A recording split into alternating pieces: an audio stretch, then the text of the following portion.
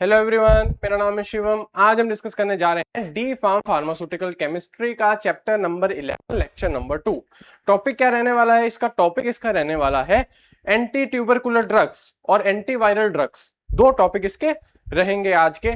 चलिए हम सबसे पहले ट्यूबरकुलोसिस को डिस्कस करते हैं, उसके बाद हम एंटी ट्यूबरकुलर ड्रग्स पर जाएंगे। तो ट्यूबरकुलोसिस हम देखें तो क्या है भाई? हम सब ने बीमारी के बारे में सुना हुआ है, ठीक है। हम सब इसका कनेक्शन कहीं ना कहीं लंग से जोड़ सकते हैं। तो टीबी का नाम सुनते ही हम क्या सोचेंगे भाई? लंग से, ये लंग्स में ये बीमारी होती है, ठीक है। तो अभी देखें भाई, tuberculosis is a chronic contagious bacterial infectious disease. Simple सी लाइन है भाई, बहुत लंबी समय तक चलने वाली डिसीज है, इसीलिए क्रॉनिक लिख दिया। कंटेजियस क्योंकि भाई फैल सकती है, एक को हुई तो दूसरे को बहुत आसानी से हो सकती है। कैसे भाई? हम बातचीत करते हैं उससे, ठीक है, तो क्या हो सकता है? सलाइवा से ट्रांसमिशन हो सकता है, ब्लड से तो हो ही सकता है, हम सब जानते हैं। पर मोस्ट कॉमनली क्या है? सलाइवा से हो सकता है ट्रांसमिट, ठीक है। तो कंटेजियस लिख दिया। और बैक्टीरियल इन्फेक्शन इसलिए लिखा है क्योंकि कॉजेटिव एजेंट है, जो पीछे का जो कारण है होने का, जो माइक्रोब है हमारा, वो क्या है? बैक्टीरिया है, ठीक है। मेनली कौन से बैक्टीरिया से होती है भाई? माइकोबैक्टीरियम ट्यूबरकुलोसिस, ये बैक्टीरिया है। ये क्या करता है? इंसानों में टीबी कॉज करता है। It primarily effects the lungs. देखिए लंग्स क्या है भाई? लंग्स वो जगह है जहां पर टीबी क्या करता है? प्राइमरीली इफेक्ट करता है। लंग्स मेन वो ऑर्गन है जहां पर टीबी अटैक करता है, इसीलिए इसको क्या बोलते हैं? पल्मोनरी टीबी, क्योंकि लंग्स में हो रही है, ठीक है। लेकिन लंग्स के अलावा भी दूसरी जगह हो सकती है, जैसे बोन्स, लिम्फ नोड्स, ब्रेन, ठीक है, यहां पर टीबी हो सकती है। तो इसको हम क्या बोलेंगे भाई? Extra pulmonary TB. मतलब एक्स्ट्रा पल्मोनरी बोलने का मतलब है कि लंग्स के बाहर कहीं हो रही है, इसीलिए बोलेंगे एक्स्ट्रा पल्मोनरी टीबी, ठीक है। TB spreads from infected person to others through airborne particles release during coughing, sneezing, speaking और सिंगिंग। अब एयरबॉर्न पार्टिकल्स क्या है? मतलब हवा में उठने वाले पार्टिकल्स से क्या हो सकती है? ये ट्रांसमिट हो सकती है। अब दो व्यक्ति आपस में बात कर रहे हैं, ठीक है, तो क्या हो सकता है? बात करते करते माउथ से सलाइवा के ड्रॉपलेट्स हवा में जा सकते हैं। सामने वाला व्यक्ति सांस ले रहा है, उसके नाक से अंदर जा सकते हैं। तो क्या हो गया? ट्यूबरकुलोसिस का ट्रांसमिशन हो गया। जैसे हम बहुत रिसेंट एग्जांपल की बात करें, हमारा कोरोना वायरस, हमारे आगे एंटीवायरल्स भी पढ़ेंगे, चलिए इसको डिस्कस करते हैं। हमारा जो कोरोना वायरस जब आया था तो हमें बोला गया था, इंस्ट्रक्शन आई थी कि 6 फुट दूर रहेंगे हम, ठीक है। कम से कम 6 फुट की दूरी होनी चाहिए अगर कोई व्यक्ति है, दो व्यक्ति आपस में बात कर रहे हैं। तो वो क्यों बोला गया था? क्योंकि अगर ज्यादा क्लोज आएंगे एक दूसरे के तो मुंह से जो एयरबॉर्न पार्टिकल्स हैं, जो सलाइवा के पार्टिकल्स निकलते हैं, तो उससे क्या होगा? कोरोना वायरस का ट्रांसमिशन हो जाएगा बहुत जल्दी, और बहुत ज्यादा पॉपुलेशन अफेक्ट हो जाएगी। इसीलिए बोलते थे कि आपस में दूरी बनाए रखें, ठीक है। ये चीज हम समझ गए। अब जैसे कोई व्यक्ति है जिसको टीबी है, उसने स्नीज, उसने अपने हाथ पे छींक मारी, तो सारा क्या होगा? उसका सलाइवा सारा उस पे हाथ पे आ जाएगा। थोड़ा टाइम बाद सलाइवा सूख जाएगा, लेकिन जो टीबी के जो माइकोबैक्टीरियम ट्यूबरकुलोसिस है वो उसके हाथ पर ही रह गई। और फिर अगर उससे किसी व्यक्ति से उसने हाथ मिला लिया, ठीक है, तो वो क्या हो गया भाई? वो सारे जो बैक्टीरिया हैं टीबी के, वो दूसरे व्यक्ति के हाथ पे चले जाएंगे। और अगर उस व्यक्ति ने अपनी आंखों पे हाथ लगा लिया, नाक में हाथ लगा लिया, या माउथ लगा लिया, तो क्या होगा? टीबी का ट्रांसमिशन हो जाएगा। तो ऐसे ऐसे तरीकों से क्या हो सकता है? टीबी का ट्रांसमिशन हो सकता है। इसीलिए लिखा कि बहुत कंटेजियस बीमारी है ये, ठीक है। ये हमने टीबी का डिस्कस कर लिया। अब भाई टीबी के अंदर क्या होता है? लंग्स के अंदर एक ग्रेन्युलोमा हो जाता है, ठीक है, इन्फ्लामेशन होती है, किसको बोलते हैं? ग्रेन्युलोमेटस इन्फ्लामेशन हो जाती है। अब ये क्या होती है इसको हम आगे जरूर देखेंगे, पर उससे पहले हम डिस्कस कर लेते हैं क्या क्या एजेंट्स टीबी कॉज कर सकते हैं, ठीक है। देखिए एजेंट्स दैट कॉज टीबी के बारे में लिखा है हमारे सामने। तो देखिए माइकोबैक्टीरियम ट्यूबरकुलोसिस तो हम जान गए कि भाई ये तो मेन मनुष्यों में, इंसानों में क्या करता है? ये टीबी कॉज करता है। इसके कैरेक्टरिस्टिक लिखिए, एसिड फास्ट है, ठीक है। एसिड फास्ट एक तरीके का स्टेनिंग टेक्निक है, ठीक है, जिसमें ये पॉजिटिव रिजल्ट देता है। स्लो ग्रोइंग है, धीरे धीरे बॉडी में ग्रोथ करता है। मोस्ट कॉमन जो ज्यादातर टीबी होती है वो इसी के कारण होती है। Major cause of pulmonary and extra pulmonary TB. अब अगला आता है माइकोबैक्टीरियम बोविस, ये करता है बोवाइन ट्यूबरकुलोसिस, जो कि ज्यादातर एनिमल्स में होता है, ठीक है। क्या लिखा है? फाउंड मेनली इन कैटल, ठीक है, ट्रांसमिटेड थ्रू अनपेस्चराइज्ड मिल्क और एनिमल कॉन्टैक्ट, ठीक है। ये बैक्टीरिया कहां रहता है? ज्यादातर एनिमल्स में रहता है, ठीक है, अगर अनपेस्चराइज्ड मिल्क, दूध, कच्चा दूध है, ठीक है, उसको हमने उबाला नहीं और अगर पी जाए कोई, तो उसके अंदर ये माइकोबैक्टीरियम बोविस हुआ तो क्या हो जाएगा, उसको ट्यूबरकुलोसिस हो जाएगी। ठीक है, और भी देखिए mycobacterium africanum, mycobacterium canetti, mycobacterium caprae, ये सारे क्या है, कॉजेटिव एजेंट्स हैं। ये देखिए माइकोबैक्टीरियम ट्यूबरकुलोसिस की कैरेक्टरिस्टिक बता रखी है, बोला है भाई ग्राम पॉजिटिव है। ठीक है, ग्राम पॉजिटिव क्या होता है भाई, ग्राम पॉजिटिव, ग्राम स्टेनिंग की जाती है, उस पर पॉजिटिव रिजल्ट आना चाहिए, उसको ग्राम स्टेनिंग बोलते हैं। ठीक है, बट एसिड फास्ट बेसिलस है due to high mycolic acid content. अब ये देखिए बहुत इंपॉर्टेंट लाइन बोल दी गई कि भाई एसिड फास्ट बेसिलस है, ठीक है, क्यों है, due to high mycolic acid content. अब माइकोलिक एसिड क्या चीज होती है भाई, माइकोलिक एसिड देखिए अभी हमने बात करी कि भाई ट्यूबरकुलोसिस माइकोबैक्टीरियम ट्यूबरकुलोसिस से हो रहा है। ठीक है, अब नाम क्या आ रहा है, माइकोबैक्टीरियम, वो क्यों आ रहा है, क्योंकि उसकी जो सेल वॉल है उसके अंदर क्या है, माइकोलिक एसिड। जिन बैक्टीरिया की सेल वॉल के अंदर माइकोलिक एसिड होगा उनको हम माइकोबैक्टीरियम बोलेंगे। और माइकोलिक एसिड बहुत इंपॉर्टेंट कंटेंट है बैक्टीरिया की सेल वॉल का। अगर हम इसका ब्रेकडाउन करा दें तो उससे बैक्टीरिया की सेल वॉल का ब्रेकडाउन हो जाएगा, और अगर सेल वॉल का ब्रेकडाउन हो जाएगा तो बैक्टीरिया की डेथ हो जाएगी। ये चीज हमको याद करनी है, तो ये हमारा हथियार बन सकता है। अभी आगे चलते हैं, आगे जाके देखें स्ट्रक्चरल फीचर्स दे रखे हैं हमको। देखिए shape, size, cell wall, cell membrane. अब देखिए क्या लिखा है, मेन टारगेट आ गया हमारा सेल वॉल। थिक वैक्सी लिपिड रिच वॉल होती है, माइकोलिक एसिड इसके अंदर होता है, एराकिनोगैलेक्टन भी इसके अंदर होता है और ग्लाइकन भी इसके अंदर होता है। देखें क्या बोला गया है, माइकोलिक एसिड तो इसके अंदर है ही, ठीक है, एराबिनोगैलेक्टन क्या है, एक टेप की तरह काम करता है, सेल वॉल को पकड़ के रखता है। ठीक है, सेल वॉल के जो कंटेंट है जिनसे सेल वॉल बनी है उनको आपस में टेप की तरह जोड़े रखता है एराबिनोगैलेक्टन। और पेप्टिडोग्लाइकन वो चीज है जिससे सेल वॉल बनी है। ठीक है, तो माइकोलिक एसिड और पेप्टिडोग्लाइकन तो स्ट्रक्चरल कंपोनेंट हो गए, और एराबिनोगैलेक्टन क्या हुआ, इन स्ट्रक्चरल कंपोनेंट्स को आपस में टेप की तरह जोड़ने वाला एजेंट हुआ। तो ये तीनों बड़े हमारे क्या हो गए, मददगार हो गए भाई। इससे हम क्या कर सकते हैं, उसकी डेथ करवा सकते हैं। साथ ही सेल मेम्ब्रेन भी है, इसको भी अगर हम तोड़वा दें उससे भी क्या हो सकता है, सेल की डेथ हो सकती है। आगे देखिए capsule, thin outer capsule composed of mainly polysaccharide and proteins. अब ये जो हमारा माइकोबैक्टीरियम स्पीशीज है ये क्या कर सकती है, बाहर कैप्सूल बना सकती है। वो कैप्सूल किसका बना होता है भाई, पॉलीसैकेराइड्स का बना होता है। ठीक है, और प्रोटीन्स का बना होता है। मेन काम क्या है इसका, प्रोटेक्शन का काम है। ठीक है, क्या होता है भाई, हमारे जो आगे हम देखेंगे पैथोजेनेसिस में, हमारा इम्यून सिस्टम अभी हमारी बॉडी में जाएगा तो हमारा इम्यून सिस्टम इसके खिलाफ एक्टिवेट हो जाएगा और इसको मारने की कोशिश करेगा। पर क्योंकि इसके पास कैप्सूल है तो ये हमारे इम्यून सिस्टम से क्या करेगा, इम्यून सिस्टम से बच जाएगा, मरेगा नहीं और हमारी बॉडी में जाकर ग्रोथ करने लग जाएगा। ठीक है, आगे क्या बोल रहा है भाई, आगे देखें तो साइटोप्लाज्म होती है जिसके अंदर सारे सेल के कंपोनेंट होते हैं, डीएनए, आरएनए। फिर न्यूक्लियोइड होता है, क्या है भाई, उसके अंदर क्या होता है, single circular double stranded DNA होता है। ठीक है, without nuclear membrane, nuclear membrane इसके अंदर नहीं होती। न्यूक्लियर मेम्ब्रेन क्या है भाई, न्यूक्लियस है, उसके अराउंड एक मेम्ब्रेन होती है। ठीक है, जो क्या करती है, प्रोटेक्शन का काम करती है। लेकिन माइकोबैक्टीरियम में क्या है, न्यूक्लियस नहीं है। ठीक है, इसलिए न्यूक्लियोइड लिखा है यहाँ पर। ठीक है, फ्लैजेला, सॉरी न्यूक्लियस तो है उसमें पर न्यूक्लियर मेम्ब्रेन नहीं है। ठीक है, फ्लैजेला क्या है भाई, फ्लैजेला मूवमेंट का काम कराते हैं। ठीक है, पर क्योंकि इसमें फ्लैजेला नहीं है तो ये नॉन मोटाइल होगा, बॉडी में कहीं मूव नहीं कर सकता। ठीक है, बस जहां फ्लो करेगा ब्लड के साथ फ्लो करेगा। स्पोर नॉन स्पोर वाला है। फिम्ब्री पिलाई, ये क्या होता है भाई, ये लंबे लंबे धागे टाइप स्ट्रक्चर होते हैं जो जेनेटिक मटेरियल ट्रांसफर करने के लिए काम आते हैं, पर ये इसमें एब्सेंट है। यहाँ हमारे मेन कंपोनेंट्स लिखे हुए, माइकोलिक एसिड, ठीक है, लॉन्ग चेन फैटी एसिड होते हैं जो सेल वॉल बनाते हैं। ठीक है, समझ गए। एसिड फास्ट बोल रहे थे कि हम भाई माइकोबैक्टीरियम एसिड फास्ट होता है, किस लिए होता है भाई, क्योंकि माइकोलिक एसिड है उसमें। केमिकल्स से बचाता है माइकोलिक एसिड, और डेसिकेशन यानी टूटने से बचाता है। पेप्टिडोग्लाइकन क्या है, ये प्रोवाइड करता है स्ट्रक्चरल स्ट्रेंथ। एराबिनोगैलेक्टन क्या है, अब ये पेप्टिडोग्लाइकन को माइकोलिक एसिड लेयर से जोड़े रखता है। मैंने क्या बात करी थी भाई, टेप का काम कर रहा है। तो ये क्या करेगा, जो पेप्टिडोग्लाइकन को चिपका के टेपिंग करके रखेगा माइकोलिक एसिड से। ठीक है, तो ये एराबिनोगैलेक्टन का काम हो गया।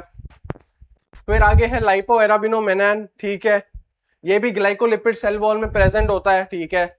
फिर है कॉर्ड फैक्टर जिसका नाम डाइमेकोलेट, ठीक है, इंपॉर्टेंट वायरुलेंस फैक्टर है, मतलब जो इसकी जो मेन जो चीज है जो बॉडी में जाकर हमको नुकसान पहुंचाएगी वो किसके कारण आती है, इस कॉर्ड फैक्टर के कारण आती है।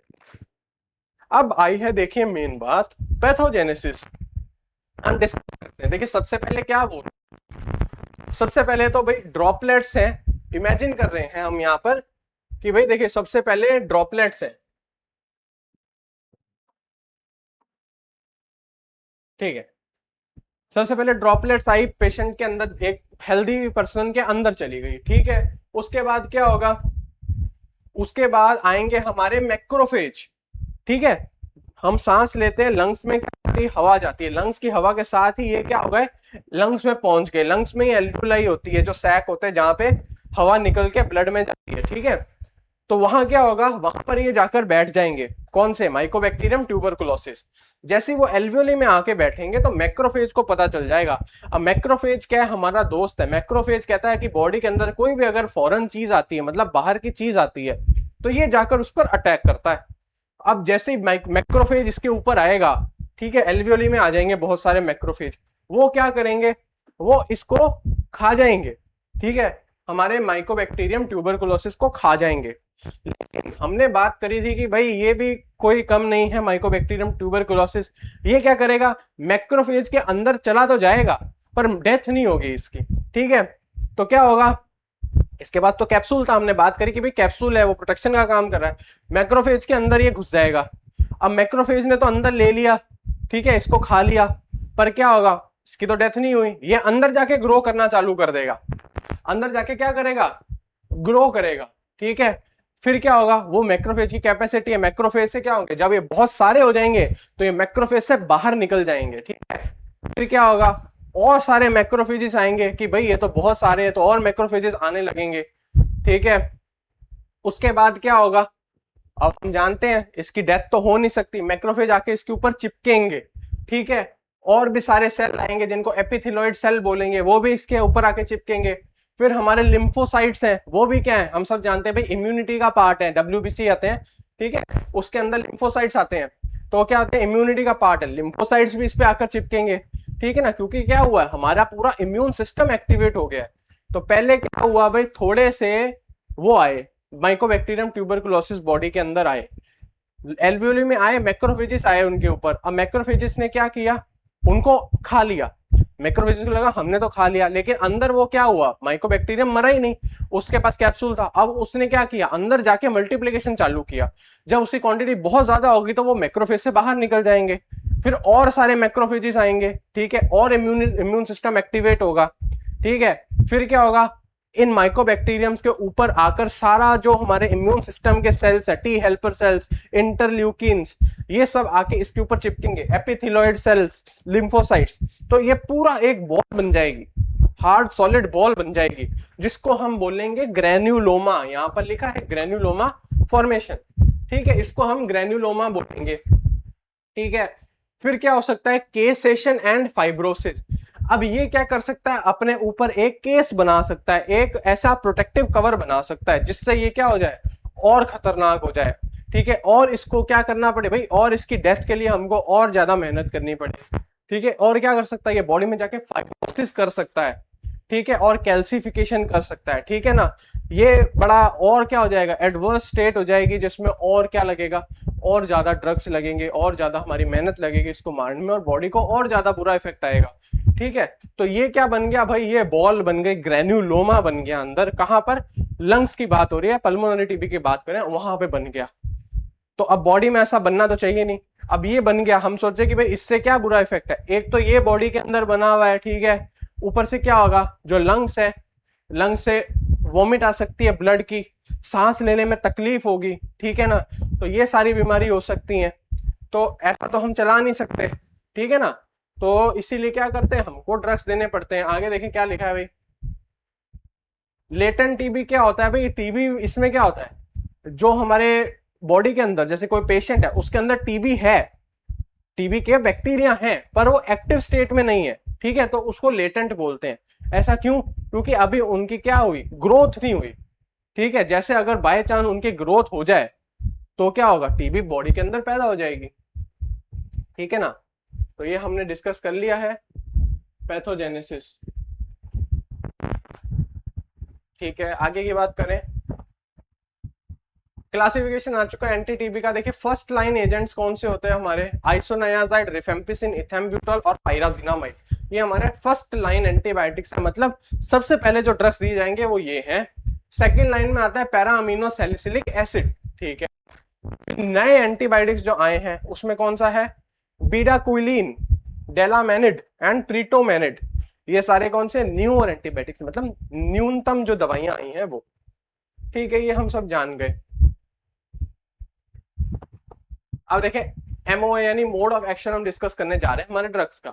आइसोनायाजिड क्या है भाई, प्रो ड्रग है। ठीक है, activated by kat G enzyme of mycobacterium tuberculosis.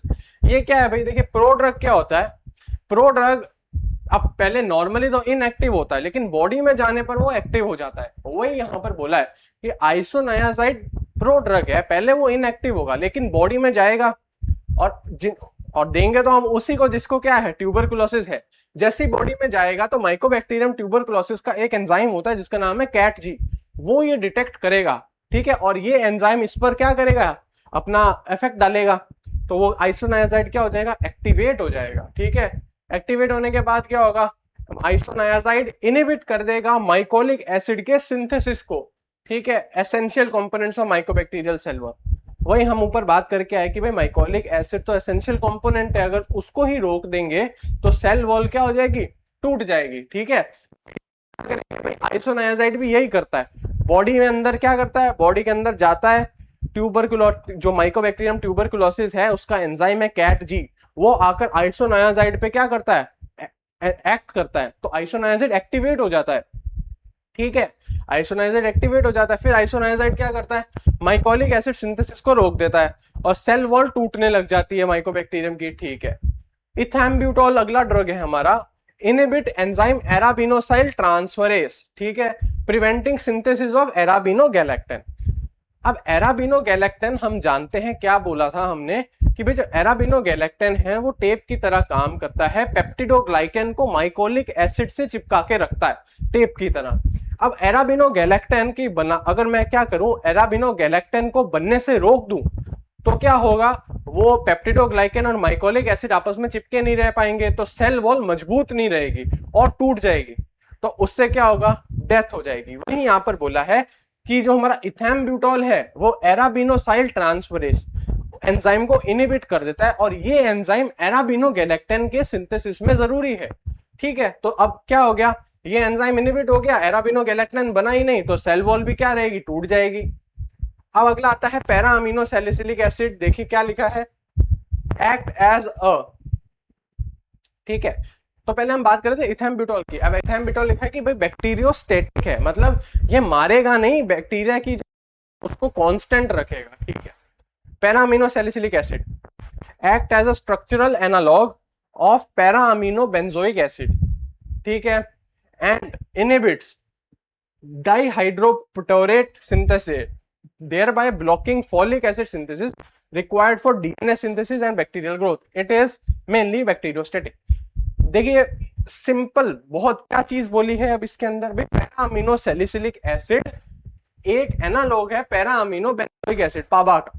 ठीक है, ये क्या काम करता है, ये ड्राई हाइड्रोप्टेरेट सिंथेसिस, ये एंजाइम, ये जो एंजाइम लिखा है ये काम आता है भाई फॉलिक एसिड बनाने में। अब हम तो जो हम इंसान है तो हम फॉलिक एसिड हमारी बॉडी में नहीं बनाते। ठीक है, हम हमारी डाइट से लेते हैं, लेकिन बैक्टीरिया, माइकोबैक्टीरियम ये जो है ट्यूबरकुलोसिस, ये बॉडी में खुद बनाता है। तो ये जो डाइहाइड्रोप्टेरोएट सिंथेस एंजाइम है ये फॉलिक एसिड बनाने में मदद करता है बैक्टीरिया की। अगर ये एंजाइम को मैं रोक दूंगा तो फॉलिक एसिड भी नहीं बन पाएगा, और अगर फॉलिक एसिड नहीं बनेगा तो बैक्टीरिया का डीएनए भी नहीं बनेगा। ठीक है, तो अगर बैक्टीरिया का डीएनए नहीं बनेगा तो क्या हो जाएगा, बैक्टीरिया मल्टीप्लाई नहीं कर पाएगा। मल्टीप्लाई नहीं कर पाएगा तो हम बोल देंगे कि भाई para amino salicylic acid bacteriostatic है। Pyrazinamide, A prodrug converted to pyrazinoic acid by the bacterial enzyme pyrazinamidase। क्या लिखा है देखिए, पायराजिनामाइड फिर से हमारा एक प्रोड्रग आ गया, ठीक है। आइसोनायाजाइड भी प्रोड्रग था, उसको कैट जी एंजाइम एक्टिवेट कर रहा था। अब पायराजिनामाइड को एक्टिवेट करने वाला एंजाइम है पायराजिनामाइडेस, ठीक है। तो ये एक्टिवेट करके क्या बन जाता है, पायराजिनोइक एसिड। पायराजिनामाइड एक्टिवेटेड फॉर्म होगी पायराजिनोइक एसिड, पायराजिनामाइडेस एंजाइम एक्टिवेट करेगा, ठीक है। अब ये पायराजिनोइक एसिड क्या करता है, सेल मेम्ब्रेन को डिसरप्ट यानी तोड़ देता है, ठीक है। साथ ही बैक्टीरिया को एनर्जी प्रोडक्शन भी खराब कर देता है, डिस्टर्ब कर देता है बैक्टीरिया का, ठीक है। और क्या बोल रहा है, ये बैक्टीरिसाइडल है। बैक्टीरियासाइडल यानी बैक्टीरिया की ग्रोथ को कम करने वाला। अगला रिफेम्पिसिन, ये बाइंड करता है beta subunit of DNA dependent RNA polymerase inhibiting RNA synthesis. अब हम जानते हैं डीएनए और आरएनए बैक्टीरिया का क्या होता है भाई, जेनेटिक मटेरियल होता है। अब जेनेटिक मटेरियल को बनने से रोक दें तो बैक्टीरिया मल्टीप्लाई नहीं कर पाएगा, सिंपल सी बात है, ठीक है। ये क्या बोल रहा है भाई, binds to beta subunit of DNA dependent RNA polymerase. ये क्या होता है भाई, ये एक तरीके का एंजाइम है, ठीक है। ये एक तरीके का एंजाइम है जो आरएनए सिंथेसिस में मदद करता है। अब ये एंजाइम को अगर मैं रोक दूं, कैसे, रिफेम्पिसिन से। रिफेम्पिसिन पेशेंट को दे दी, वो ये एंजाइम के DNA dependent RNA polymerase enzyme की बीटा सब यूनिट पर आकर अटैच हो जाएगा, आरएनए सिंथेसिस रोक देगा, ठीक है। फिर क्या होगा, बैक्टीरियल डीएनए आरएन में बदल नहीं पाएगा, ठीक है। और क्या हो जाएगी, बैक्टीरिया की डेथ हो जाएगी, ठीक है। ये बस यही ध्यान रखना था। अब न्यूअर एजेंट्स आते हैं हमारे सामने, बीटाक्विलिन लिखा है selectively inhibits mycobacterial ATP synthesis enzyme, ठीक है, ब्लॉकिंग एटीपी प्रोडक्शन। अब एनर्जी की जरूरत तो सबको है, बैक्टीरिया को भी है।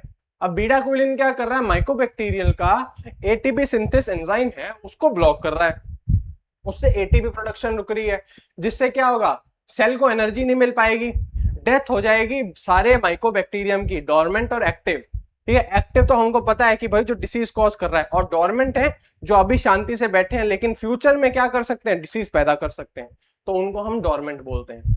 तो भाई देखो बीटाक्विलिन का हम जान लिया भाई, माइकोबैक्टीरियल एटीपी सिंथेसिस एंजाइम को क्या करता है, ब्लॉक कर देता है, एटीपी बन नहीं पाते, सेल को एनर्जी नहीं मिल पाती, ठीक है। उससे क्या होता है, सेल की डेथ हो जाती है।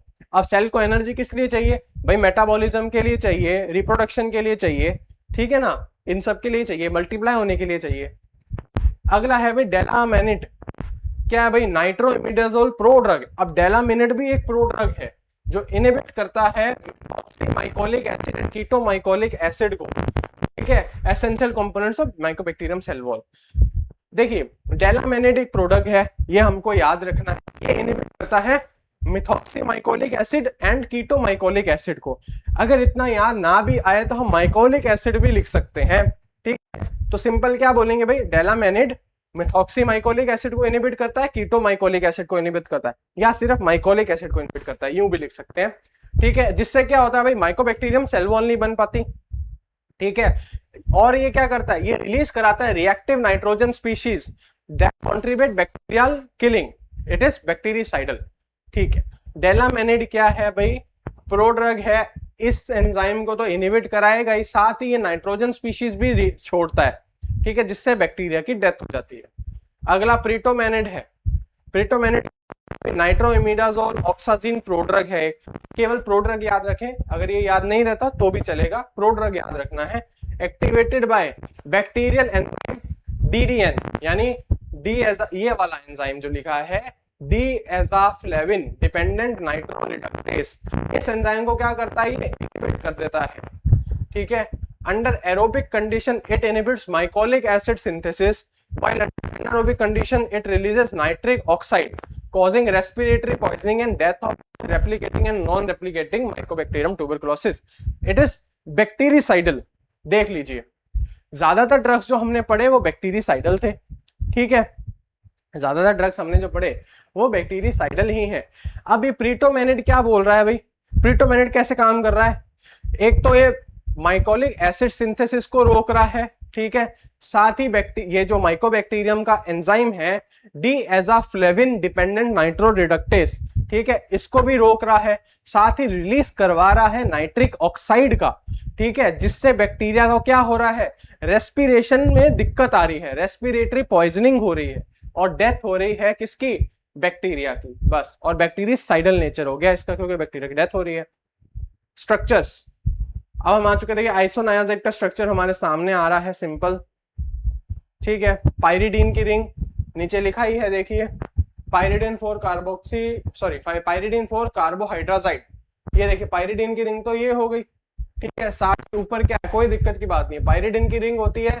बेंजीन में मैं एक अगर नाइट्रोजन बिठा दूं कार्बन की जगह, वो क्या हो जाएगा हमारा, पाइरिडीन की रिंग, ठीक है, ये मैंने बना दिया। साथ ही ऊपर क्या है, यहां पर कार्बन है, तो हमको बनाना है, ठीक है, CONH, बस। ये स्ट्रक्चर है सिंपल सा आइसोनायाजाइड का, ठीक है। आगे देखें हम, ये आगे हमारे सामने प्रीटोमेनेट का स्ट्रक्चर, ठीक है, प्रीटोमेनेट का स्ट्रक्चर है हमारे सामने। देखिए उसने, हमने क्या बोला था, नाइट्रिक ऑक्साइड को ये रिलीज कराता है प्रीटोमेनेट, तो नाइट्रिक ऑक्साइड कहाँ है, देखिए हमारे पास ये रहा, इसको क्या कराएगा भाई, रिलीज करा देगा, इससे रेस्पिरेटरी पॉइजनिंग हो जाएगी बैक्टीरिया में, ये याद रखने की बात थी। ये इसका स्ट्रक्चर है, लंबा स्ट्रक्चर है, याद करना पड़ेगा, ठीक है। ये हमारा आ चुका है IUPAC नेम्स, ठीक है, देखिए IUPAC नेम्स आ चुके हैं ये,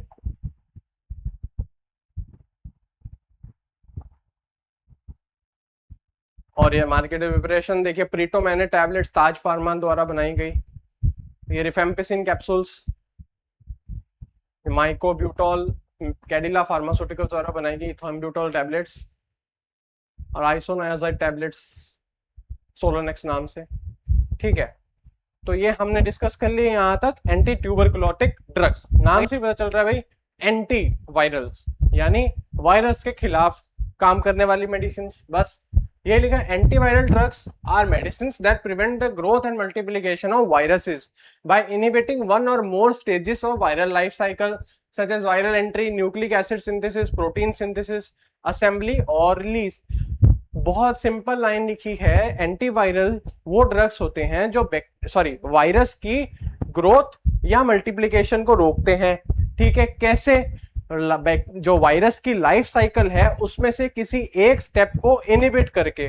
कौन से स्टेप होते हैं वो होता है भाई, पहला वायरल एंट्री, की बॉडी में वायरस आए, nucleic acid synthesis, nucleic acid synthesis मतलब कि जो वायरल का DNA RNA, ये जो क्या है, ये जो सारे हमारे जेनेटिक मटेरियल है उसमें क्या करता है, उसको रोक दे, वायरस का प्रोटीन सिंथेसिस रोक दे, वायरस की असेंबली रोक दे, मतलब जब अलग अलग पार्ट्स की ग्रोथ होती है और वो आकर जुड़ते हैं तो उसको क्या बोलते हैं, वायरस की असेंबली, और रिलीज उसको भी रोक सकता है।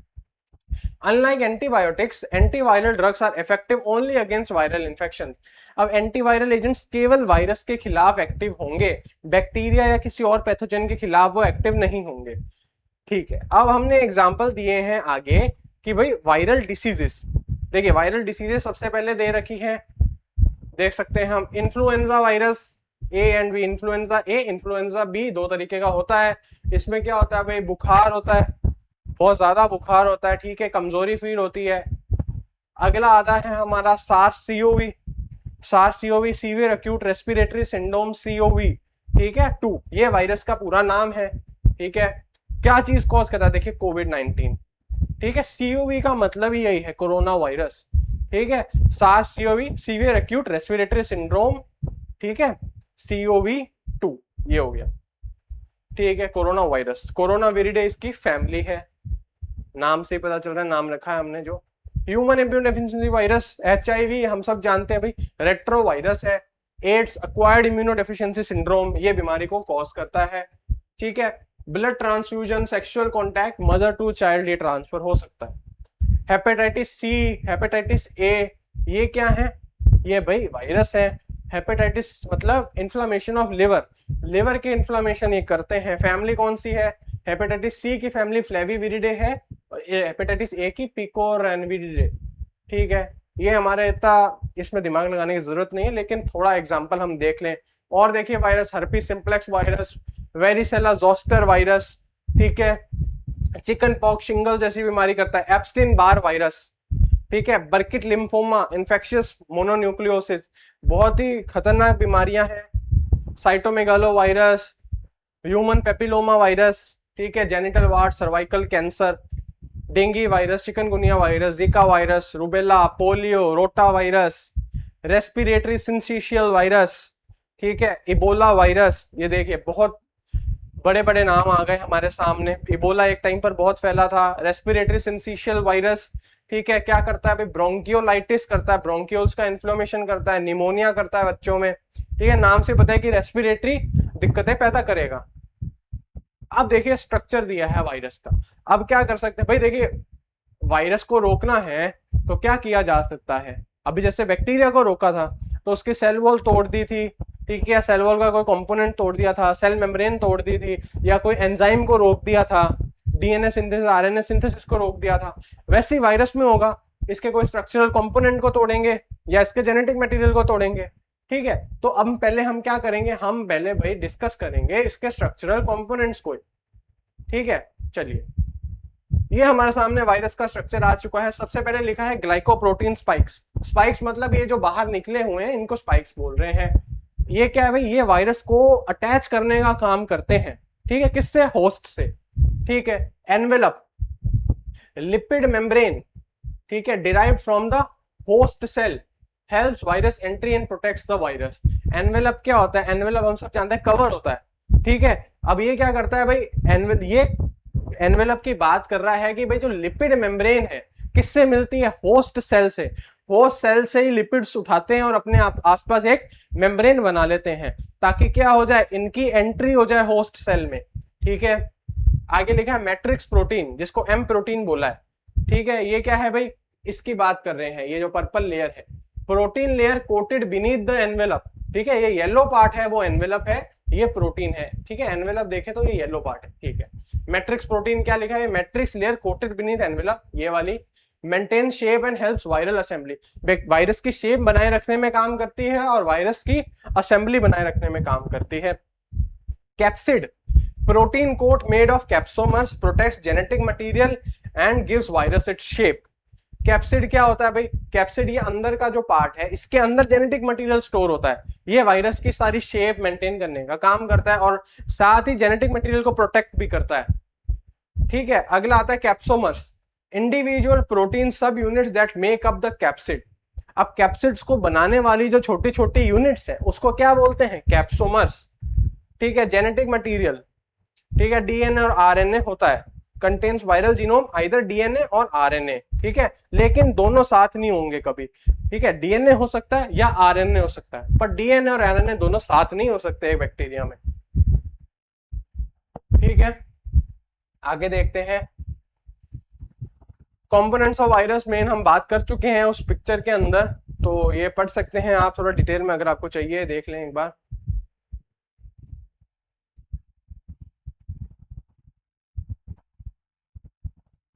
ठीक है, तो अब आप आगे बढ़ेंगे। एमओए, मोड ऑफ एक्शन किसका, वायरल ड्रग्स का। अमेंटिडिन हाइड्रोक्लोराइड है भाई, ठीक है। मेजरली किस पे काम करते हैं भाई, ये मेजरली किस पे काम करते हैं, देखिए ब्लॉक करते हैं M2 proton ion channel influenza ए वायरस में, ठीक है। एग्जांपल दे रखा है इन्फ्लुएंजा वायरस, जो अमेंटिडिन है वो इन्फ्लुएंजा को क्या करने में, एंटी इन्फ्लुएंजा ड्रग है, इन्फ्लुएंजा भी वायरस से हो रहा है, ठीक है, इसीलिए हमने पहले वायरस से होने वाली बीमारियां डिस्कस की थी, ठीक है। तो ये क्या करता है भाई, M2 प्रोटॉन आयन चैनल को डिसरप्ट करता है, ब्लॉक कर देता है इन्फ्लुएंजा ए वायरस में, ठीक है, जिससे कोटिंग नहीं हो पाती और क्या हो जाता है, वायरस की रेप्लिकेशन रुक जाती है। अगला आता है आइडोक्सीरुडिन, ठीक है, ये क्या है, थाइमिडिन एनालॉग है, ठीक है, that is incorporated into viral DNA. देखिए क्या बोल रहा है, आइडोक्सीरुडिन क्या है, ड्रग है, ये क्या करता है, वायरल डीएनए में घुस जाता है, डीएनए सिंथेसिस के दौरान डिफेक्टिव डीएनए बना देता है, ठीक है, जिससे क्या होता है, वायरल रेप्लिकेशन रुक जाती है। और आइडोक्सीरुडिन हर्पीस सिंप्लेक्स वायरस को ट्रीट करने के लिए दिया जाता है, ठीक है, यूज्ड मेनली एज टॉपिकल या ऑप्थेल्मिक एंटीवायरल, ठीक है। एसाइक्लोवीर अगला ड्रग है हमारा, ठीक है, बात करेंगे a guanosine nucleoside analog activated by viral thymidine kinase, ठीक है। क्या है एसाइक्लोवीर? एसाइक्लोवीर प्रो ड्रग बोल रहा है ये कि एक प्रो ड्रग है जो एक्टिवेट होता है वायरस के एंजाइम थाइमिडीन काइनेस से। It inhibits viral DNA polymerase, क्या करता है ये, फिर एक्टिव होने के बाद वायरस के डीएनए पॉलीमरेज एंजाइम को रोक देता है करने से।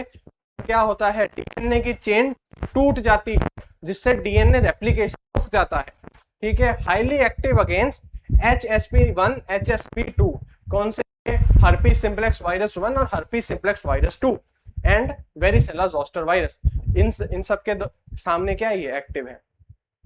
अगला ड्रग हमारा आता है भाई फॉस्कारनेट, क्या है भाई ये, अब pyrophosphate analog that directly inhibit, ये एक्टिव ड्रग है, डायरेक्टली इनहिबिट करता है डीएनए पॉलीमरेज, आरएनए पॉलीमरेज और एचआईवी रिवर्स ट्रांसक्रिप्टेस, ठीक है। ये 3 एंजाइम है, ठीक है, ये क्या करेगा, इनको इनहिबिट करेगा, डीएनए पॉलीमरेज, आरएनए पॉलीमरेज और एचआईवी रिवर्स ट्रांसक्रिप्टेस एंजाइम, इन तीनों को ये इनहिबिट कर देता है without requiring activation bye viral enzymes. Half line लिखी है, इसको कोई जरूरत नहीं है किसी भी तरीके के वायरस के एंजाइम की, ये अपने आप में ही एक्टिव है, ठीक है।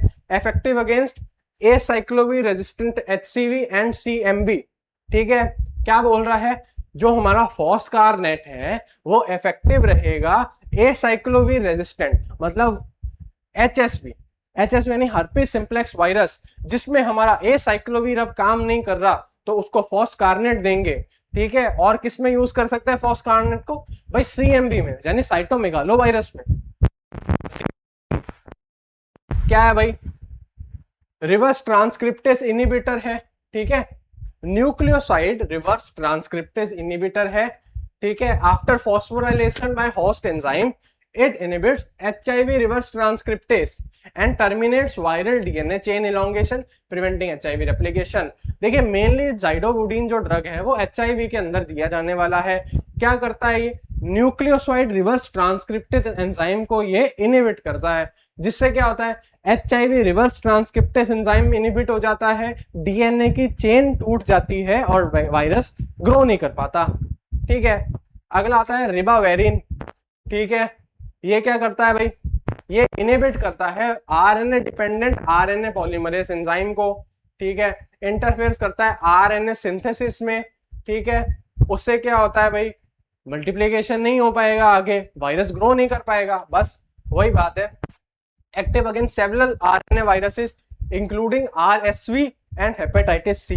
क्या बोल रहा है, अब देखिए राइबावेरिन काम क्या कर रहा है भाई, आरएनए पॉलीमरेज एंजाइम को ये क्या करता है, इनहिबिट करता है, ठीक है, RNA dependent RNA polymerase enzyme को ये इनहिबिट करता है।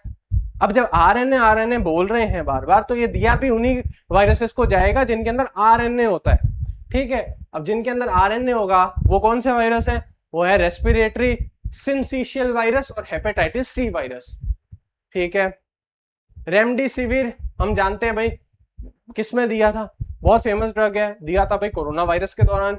क्या लिखा है ये प्रो ड्रग है एक, जो वायरस के अंदर क्या करता है, आरएनए डिपेंडेंट आरएनए पॉलीमरेज, उसी को इनहिबिट करता है जो अभी पहले पढ़ के आए, ठीक है। Remdesivir RNA dependent RNA polymerase को इनहिबिट करता है, एक्टिव है, ठीक है, किसके अगेंस्ट, सार्स-CoV के अगेंस्ट, इबोला वायरस और अदर आरएनए वायरसेस के अगेंस्ट, ठीक है। क्या करता है भाई, ये सिंपल पढ़ लिया हमने, RNA dependent RNA polymerase enzyme को ये इनहिबिट कर देगा, जिससे क्या होगा, आरएनए सिंथेसिस में पहले ही चेन टर्मिनेशन हो जाएगी, ठीक है, पूरी होने से पहले ही चेन टर्मिनेशन हो जाएगी, चेन का क्या होगा, चेन बननी रुक जाएगी और रेप्लिकेशन रुक जाएगा। फेविपिराविर क्या बोल रहा है भाई, प्यूरिन न्यूक्लियोसाइड एनालॉग है, ठीक है, कोई बात नहीं, converted intracellularly to an active metabolite that selectively inhibits viral RNA dependent RNA polymerase. देखिए सिंपल सीधा बोला गया है कि भाई फेविपिराविर क्या है, एक कन्वर्टेड, क्या पहले तो देखिए इंट्रासेलुलर, सेल के अंदर इसको एक्टिव फॉर्म में कन्वर्ट किया जाता है, ठीक है, जो इनहिबिट करता है आरएनए डिपेंडेंट आरएनए पॉलीमरेज, उसी एंजाइम को, ठीक है, ब्लॉकिंग वायरल आरएनए रेप्लिकेशन, जिससे आरएनए रेप्लिकेशन रुक जाता है। किस में दिया जाता है, इन्फ्लुएंजा वायरस और सेवरल अदर आरएनए वायरसेस में। ठीक है, आगे की हम बात करें, कौन सा है, देखिए कोवी4, रेमडेसिविर का आ गया हमारे सामने, एसाइक्लोविर टैबलेट्स आ गई, एमडीन, एमेंटाडीन हाइड्रोक्लोराइड, आइडोक्सोरूटीन, देखिए हमने बोला था कोई ऑप्थेल्मिक प्रिपरेशन आती है, टॉपिकल प्रिपरेशन आती है, ये हमारे सामने आई ड्रॉप्स आई है, 0.1% सॉल्यूशन है। ठीक है, तो ये हो गए हमारे एंटीवायरल्स। इसमें हमने क्या डिस्कस करा, एंटी टीबी ड्रग डिस्कस करे, एंटीवायरल्स डिस्कस कर लिए। आज के लिए इतना, मिलते हैं हम नेक्स्ट वीडियो में।